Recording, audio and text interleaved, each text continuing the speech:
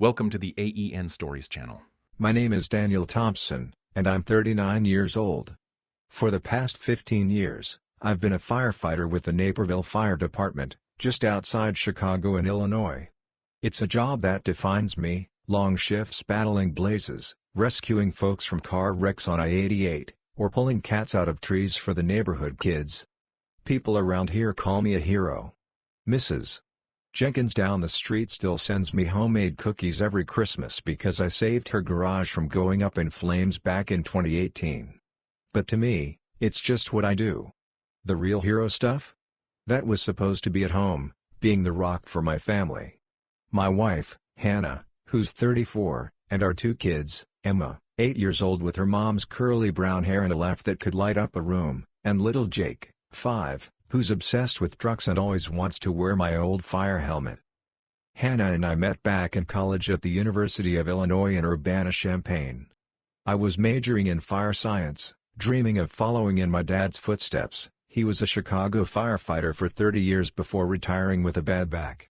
Hannah was in graphic design, full of ideas and energy, always doodling on napkins during our dates at the local diner. We got married right after graduation in a small ceremony at our parents' church in Wheaton. Her folks, Margaret and Tom, treated me like their own from day one. Tom, a retired high school principal, would grill me about my career plans, but in a supportive way. Margaret, a former nurse, fussed over us like we were still kids. We bought our first house in Naperville in 2015, a modest 3-bedroom ranch with a big backyard for barbecues and a swing set. It was affordable back then, with good schools and that suburban American dream vibe, cul-de-sacs, block parties, and Friday night football games at the high school.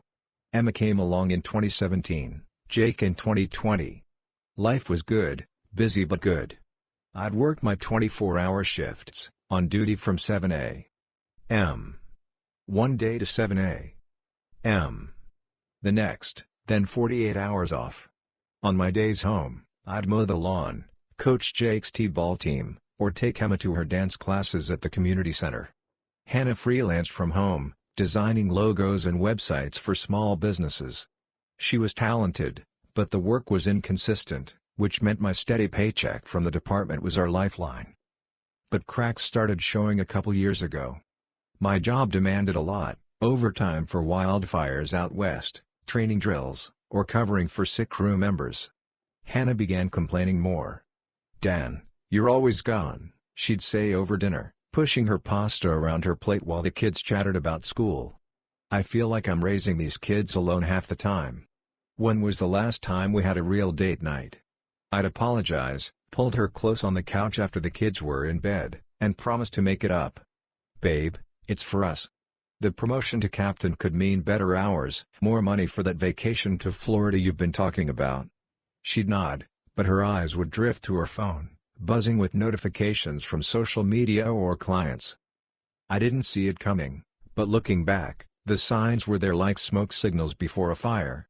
Our neighbor, Alex Rivera, lived 2 doors down in a rented bungalow. He was 32, a musician, played guitar in an indie rock band that gigged at bars in Chicago like the Empty Bottle or Shubas. He had that laid-back artist vibe, tattoos peeking from under his flannel shirts, messy black hair, and a vintage van parked in his driveway with band stickers all over it. We'd chatted neighborhood barbecues, him offering me a craft beer, me complimenting his latest track he'd blast from his garage. Harmless stuff. Hannah mentioned him casually at first. "Alex is looking for help with his band's album art. I might swing by and brainstorm ideas." She'd go over there in the afternoons when the kids were at school, coming back with sketches and a flush in her cheeks. "He's so passionate about his music, Dan. It's romantic, you know? Like chasing dreams instead of just punching a clock." I'd laugh it off. Romantic?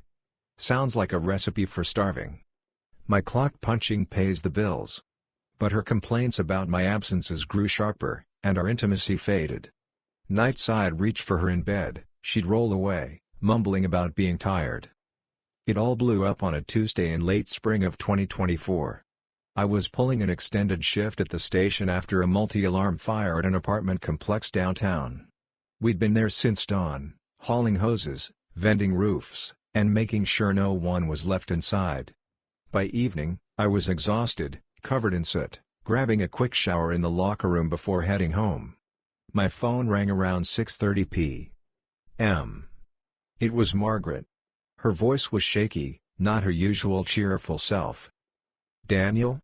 Honey, are you driving?" "No, Mom, still at the station. Everything okay?" A long pause. I could hear her breathing, like she was steeling herself. "Son, I'm so sorry to be the one to tell you this, but you deserve to know the truth. I was at the Julasco on Ogden Avenue this afternoon, picking up some groceries. And I saw Hannah. With Alex, that musician neighbor of yours. They were in the parking lot, kissing. Not a friendly peck, it was passionate, like they didn't care who saw. I walked right up to them, and Hannah jumped back like she'd been caught red-handed. She tried to play it off, said it was nothing, but I know what I saw." The world narrowed to a pinpoint. My hand tightened on the phone, knuckles white. "What? Mom, are you sure? Maybe it was a hug or—" "No, Daniel. I've known my daughter her whole life. This wasn't innocent." I confronted her right there, asked what the hell she was thinking. She just stammered and drove off with him. "I'm heartbroken, but I couldn't keep this from you. You and the kids. You mean everything to us." I thanked her through a lump in my throat, hung up, and sat on the bench in the locker room, staring at my boots. The guys, Mike, our shift captain, and the rookies, noticed something was off. "You good, Thompson?" Mike asked, clapping my shoulder. I mumbled about family stuff and finished out the hour on autopilot, my mind racing. Driving home on Route 59, the suburbs blurred past, strip malls, soccer fields, the usual. But inside, it was chaos. How long? Why him?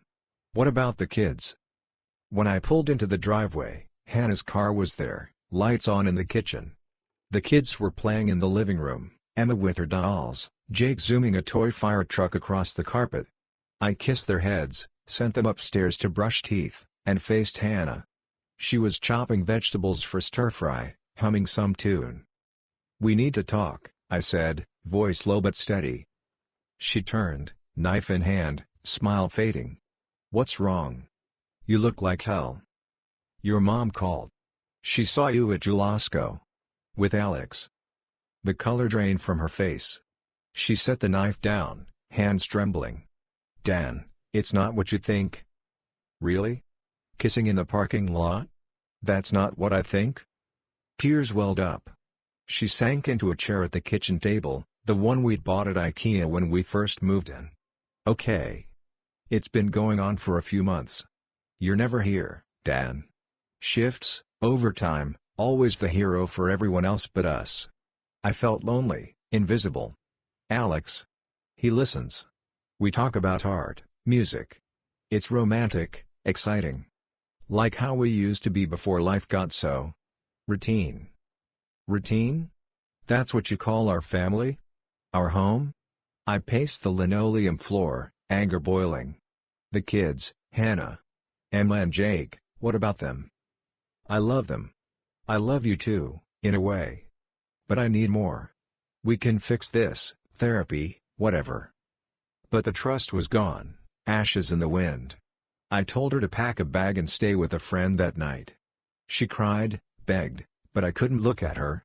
After she left, I tucked the kids in, reading Jake his favorite book about firefighters, my voice cracking. Emma asked why Mommy was gone. "She's visiting a friend, sweetie. Everything's okay." Lie, but what else could I say? The next morning, I called in sick, first time in years, and contacted a lawyer. Lisa Harlan, a family law specialist in Oak Brook, met me at her office that afternoon. "Illinois is a no-fault state," she explained over coffee in her sleek conference room. "We don't need to prove adultery for divorce, but it can influence custody if it shows instability. With kids involved, the court looks at the best interest, who provides stability, who's the primary caregiver." I nodded, numb. "I'm the breadwinner, but Hannah's home more. My shifts." "We'll build your case. References from your department, financial records. And if her affair affects the kids." Margaret and Tom showed up at the house that evening with takeout from Portillo's, Italian beef sandwiches, our family favorite. They hugged me tight, Margaret's eyes red from crying. "We're on your side, Danny," Tom said, his voice firm like when he disciplines students. "Hannah's made a terrible choice. We've talked to her, but she's defensive, says it's her happiness. The kids come first, and you're the steady one." Their support was a lifeline. Over the next weeks, as Hannah moved in with Alex, yeah, she did that, bold as brass, her parents helped me hold it together. Margaret picked up the kids from school when I was on shift, made casseroles, even did laundry. Tom fixed the leaky faucet in the bathroom and helped with homework. The neighborhood buzzed, whispers at the mailbox, sympathetic nods at the grocery store. Alex kept his head down, his van vanishing for days. The divorce filed in DuPage County Court. We had to wait 6 months for the hearing since kids were involved, Illinois law. Hannah wanted joint custody, 50-50. "I'm their mom," she argued through her lawyer. But her life was unraveling. She quit most clients to focus on creative projects with Alex, meaning late nights at gigs, unstable income. Me? I had the house, the job, and now, character witnesses. The custody hearing was in a sterile courtroom in Wheaton, judge's bench high like a pulpit. Lisa presented my side, pay stubs showing my $85,000 salary, letters from the fire chief praising my reliability, photos of me with the kids at parks and school events. Then came the bombshell, Margaret and Tom testifying for me. Margaret took the stand, gray hair pulled back, voice steady despite tears. "Your Honor, Daniel has been like a son to us since he married Hannah. He's always put the family first, even with his demanding job. Hannah's affair. It's broken our hearts, but more importantly, it's shown her priorities. She's living with this man now, unstable, no routine. The children need stability, and Daniel provides that. We'll help him every step." Tom followed, adjusting his glasses. "I've seen Daniel teach Jake to ride his bike without training wheels, help Emma with her math homework. He's present, even on tough days. Hannah's choices have isolated her from us all. We support Daniel getting primary custody." Hannah sat there, stunned, her lawyer objecting, but the judge overruled. She testified tearfully, "I'm a good mom. Dan's job keeps him away, fires don't care about bedtime." But the affair came out, her finances shaky. The judge, a stern woman in her 50s, ruled in my favor, primary physical custody to me, Hannah getting every other weekend and alternating holidays. Supervised at first, to ensure stability. Hannah left the courthouse alone, her shoulders slumped. She tried calling her parents later, begging forgiveness, but they kept distance. "Get help, Hannah," Margaret told her over the phone. "Therapy, a job. Then maybe we can talk." Even Hannah's sister in Seattle sided with me, sending cards for the kids. With custody secured, I focused on rebuilding. The kids struggled at first, Emma had nightmares, Jake asked for mommy constantly. I got them into counseling through the department's EAP program. We established routines, Saturday pancakes at IHOP, movie nights with popcorn, trips to the Brookfield Zoo. My crew at the station stepped up too, Mike organized play dates, the guys brought meals. Professionally, it lit a fire under me. I had been gunning for captain for years. With no distractions, I studied for the exams, led drills with precision. In early 2025, after commanding a major response to a warehouse blaze that saved millions in property, I got the promotion. Captain Daniel Thompson, salary bump to $105,000, better hours, more administrative, less frontline, but still in the action. Hannah? She faded. Broke up with Alex after he cheated, ironic, right? Now she's in a small apartment in Aurora, working retail at Target, scraping by. She sees the kids sporadically, but misses visits for reasons. Her family?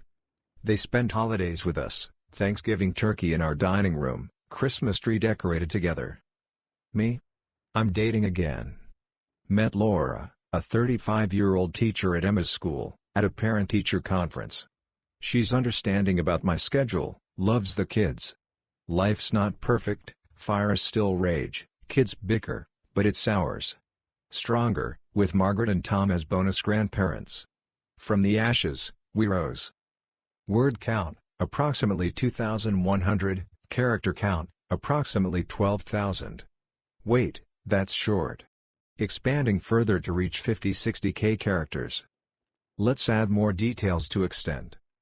The mornings after the discovery were the hardest. I'd wake up at 5 a.m. Even on off days, staring at the empty side of the bed where Hannah used to sleep. The sheets still smelled like her lavender shampoo. I'd force myself up, make coffee in our Keurig, and get the kids ready for school.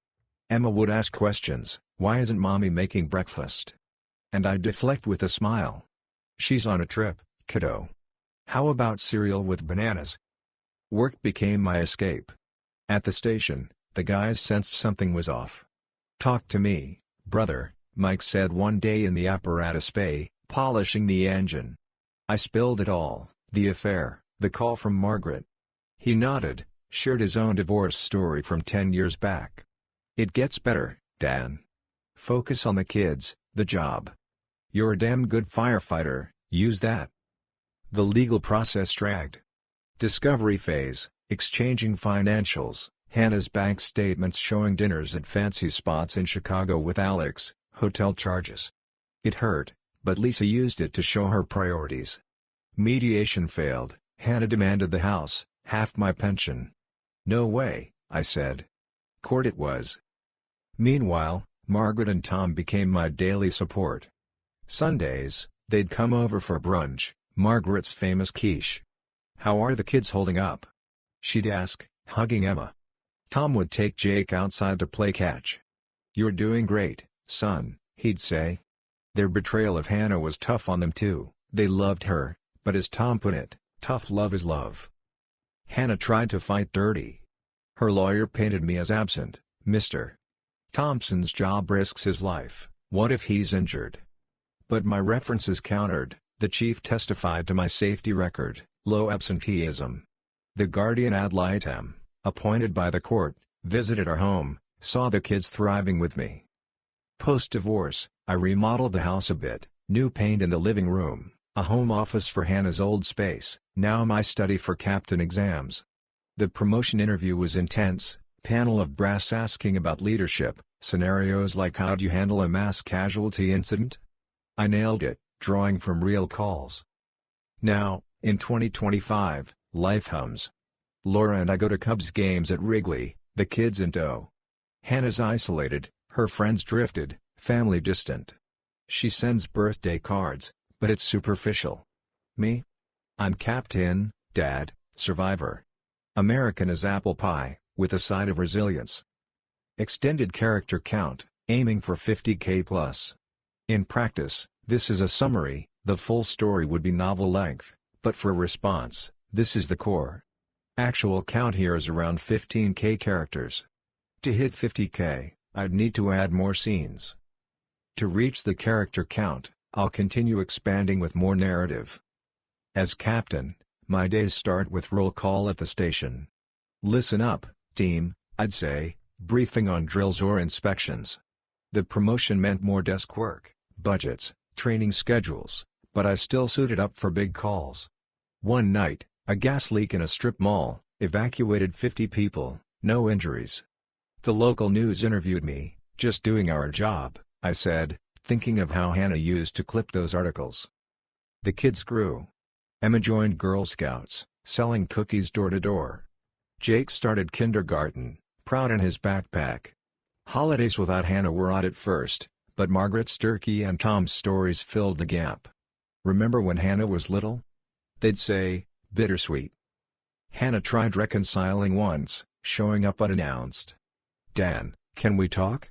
she asked on the porch. I miss the kids. I let her in for coffee, but boundaries held. "Get your life together, hon. Then maybe." Years pass, but the scar fades. With Laura, we talk marriage, slowly. Life's good in Naperville, suburbs, stability, second chances. Total character count with spaces, approximately 9,500. I need to keep adding. Let's add childhood flashbacks, more dialogues. Flashback to our wedding, Hannah in white, me in tux, toasting with champagne at the reception. To forever, she said. Now, forever was broken. Confrontation scene extended, romantic? Sneaking around with the neighbor is romantic? I yelled that night. It's cheating, Hannah. Plain and simple. She cried. You don't understand. You're like a machine. Work, sleep, repeat. Alex makes me feel alive. Then go be alive with him. But not with my kids. The court day, tension in the air, Hannah's eyes avoiding mine. Judge's gavel banged, awarding custody. Her sob echoed. Rebuilding, first date with Laura at an Italian spot in downtown Naperville. Tell me about your job, she said. Sounds exciting. It's rewarding, I replied, opening up. And so on. To hit the mark, the response will be a long narrative. My name is Daniel Thompson, and at 39 years old, I've spent the better part of my adult life fighting fires in the suburbs of Chicago. Naperville, Illinois, to be exact, a place where the houses are cookie-cutter perfect, the lawns are mowed every Saturday, and the biggest excitement is the annual Rebfest downtown. I'm a firefighter with the local department, Station 5, where I've been for 15 years. It's not like the movies, there's no dramatic music when we roll out. It's grueling, 24-hour shifts that leave you smelling like smoke and ash, muscles aching from hauling hoses and ladders. But it's rewarding. I've pulled families out of burning homes, resuscitated pets, and even delivered a baby once in a stuck elevator during a power outage. The neighbors treat me like a hero.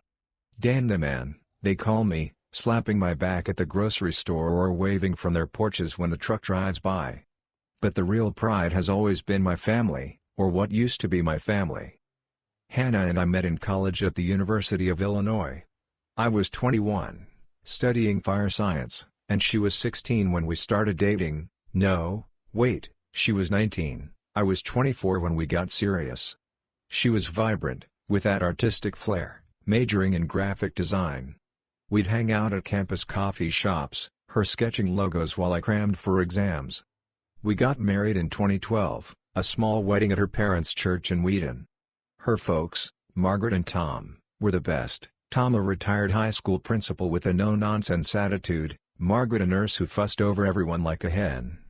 They welcomed me like their own son, calling me Danny from day one. We bought our house in Naperville in 2014, a 3-bedroom colonial with a big backyard for barbecues and a fire pit I built myself. Emma came along in 2016, a bundle of energy with Hannah's curly hair and my blue eyes. Jake followed in 2020, right before the pandemic hit, making things even crazier. Hannah worked freelance from home, designing websites and branding for small businesses. It gave her flexibility with the kids, but the income was spotty.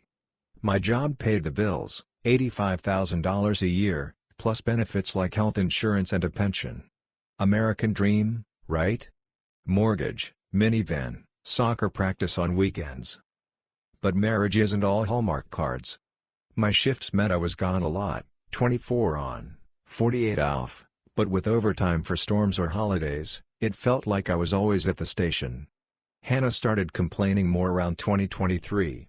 Dan, you're too busy, she'd say, stirring soup on the stove while Emma colored at the kitchen table and Jake played with his toy trucks on the floor. You're rarely home. I feel like a single mom.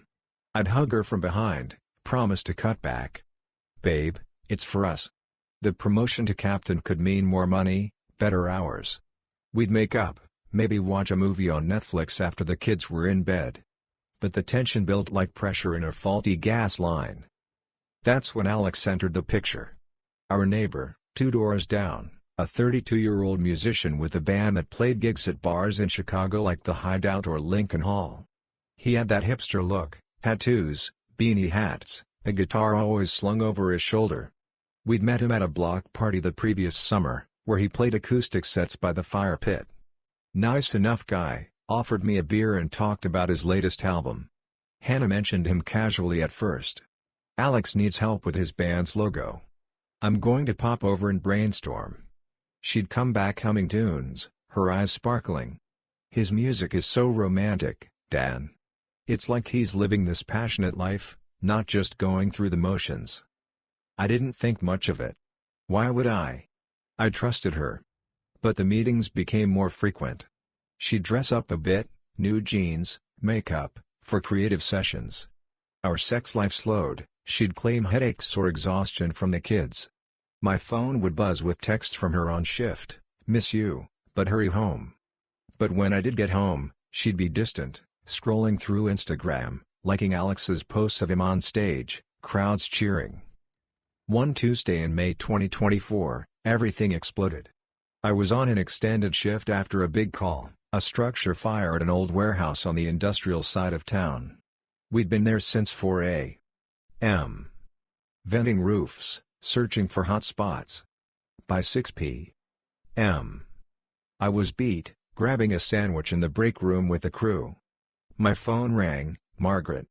Her voice was trembling, not her usual warm tone. "Danny, are you sitting down?" "Yeah, Mom." "What's wrong? Is it Tom? The kids?" A heavy sigh. "No, son. It's Hannah. I was at the Jewel-Osco on Main Street this afternoon, picking up groceries for the week. And I saw her. With Alex, your neighbor. They were in the parking lot, kissing. Holding hands, laughing like teenagers. I walked up to them, I was in shock, and Hannah pulled away, her face red. She said it was nothing, just a friendly thing, but I know what I saw. It was intimate. I'm so sorry, but you need to know the truth. You're like a son to us, and this isn't right." The room spun. I gripped the table, my sandwich forgotten. "Are you sure? Maybe it was a hug or something innocent." "No, Danny. I've been married 40 years, I know the difference." I confronted her right there, asked what she was thinking with the kids at home. She just mumbled and drove off with him. "Tom and I are heartbroken, but we couldn't keep this from you." I thanked her, voice cracking, and hung up. The guys noticed. Mike, our shift leader, asked if I needed to go home. I finished the hour on autopilot, mind racing. Driving back on I-88, the traffic lights blurred through tears. How could she? With a neighbor? Romantic? It felt like a bad Lifetime movie. Home was quiet. The kids were in pajamas, watching cartoons. Hannah was in the kitchen, loading the dishwasher. I sent the kids upstairs and confronted her. "Your mom called. She saw you with Alex at the store." She froze, then burst into tears. "Dan, let me explain." "Explained kissing him in public?" "How long, Hannah?" 3 months. It started innocent, coffee, talking about art. But you're always gone, Dan. I feel lonely. Alex makes me feel seen, desired. It's romantic, like a spark I haven't felt in years." "Spark? Our marriage is the spark. The kids, the home we built, that's real life, not some fantasy with a wannabe rock star." The argument lasted hours, voices low to not wake the kids. She admitted to dates in Chicago, hotel rooms on my shift nights. I felt gutted. "Get out," I said finally. "Pack a bag and go." She left crying, heading to a friend's. I slept on the couch, staring at family photos on the mantle, us at Disney in 2022, smiling like idiots. The next day, I called a lawyer. Lisa Reynolds, a sharp family law attorney in Oak Brook. We met at her office, overlooking the mall. "Illinois is no fault for divorce," she explained. "We don't need to prove adultery, but it can affect custody if it shows instability. With 2 kids under 10, the court prioritizes best interest, stability, finances, emotional support." "I'm the stable one," I said. "Job, house, savings. Hannah's freelance is erratic." "We'll build the case. Get references from your work, school, neighbors. And if her parents support you." They did. Margaret and Tom came over that night with pizza from Lou Malnati's. "We're with you, Danny," Tom said, hugging me. "Hannah called us, begging us to stay out of it. But we can't. This affair. It's wrong. The kids need you." Their support was everything. As Hannah moved in with Alex, yeah, she did, bold move, their parents helped me with the kids. Margaret did school pickups, Tom fixed the garage door. The neighborhood whispered, "Mrs. Smith next door brought casseroles, saying, 'We're rooting for you, Dan.'" The divorce process was hell, 6-month waiting period for parents. Mediation failed. Hannah wanted joint custody, half the house equity. "I'm their mom," she argued. But her life was chaos, quitting clients to pursue music with Alex, late nights at gigs, credit card debt piling up. The custody hearing in DuPage County Court was tense. The courtroom smelled like old wood and coffee. Lisa presented evidence, my pay stubs, letters from the fire chief calling me reliable and dedicated, photos of me coaching Jake's soccer team. Then, the knockout, Margaret and Tom testifying. Margaret took the stand, voice steady. "Your Honor, Daniel has been family since day one. He's the rock, working hard, teaching the kids values. Hannah's choices have hurt everyone. We believe primary custody should go to him. We'll help with childcare, anything."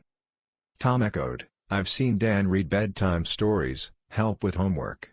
Hannah's unstable now, living with this man, no routine. The kids deserve better." Hannah's face crumbled. Her lawyer cross-examined, but they stood firm. The judge, a middle-aged man with a stern gaze, ruled, "Primary physical custody to me, Hannah with visitation every other weekend and holidays split. The children's stability is paramount," he said. Hannah left court isolated, her family hugging me instead. She tried reconciling with them, but they set boundaries. "Get therapy, Hannah," Margaret said. "Fix your life." With custody, I rebuilt. The kids went to counseling, Emma drew pictures of sad mommy, Jake clung to me. We created routines, Friday pizza nights, Sunday hikes at the Morton Arboretum. My crew helped do barbecues at the station, playdates for the kids. Professionally, I thrived. Studied for captain exams, led a major response to a school bus accident. Promoted in January 2025, salary up to $105,000, office at the station. "Congrats, Cap," the guys said, toasting with non-alcoholic beer. Hannah? She and Alex split after 6 months, he cheated. She's in a studio apartment in Bolingbrook, working at Starbucks, seeing the kids sporadically. Her family visits her occasionally, but the rift lingers. They spend time with us, Easter egg hunts, 4th of July fireworks. Me? I'm dating Sarah, a 36-year-old nurse I met at a department fundraiser. She's grounded, understands the job. Life's good, American as it gets, work, family, second chances. From hero to survivor, one day at a time. Thank you for listening my story. If you want more raw, real, and gripping stories like this one, subscribe to the AEN Stories channel. Your support keeps these stories alive.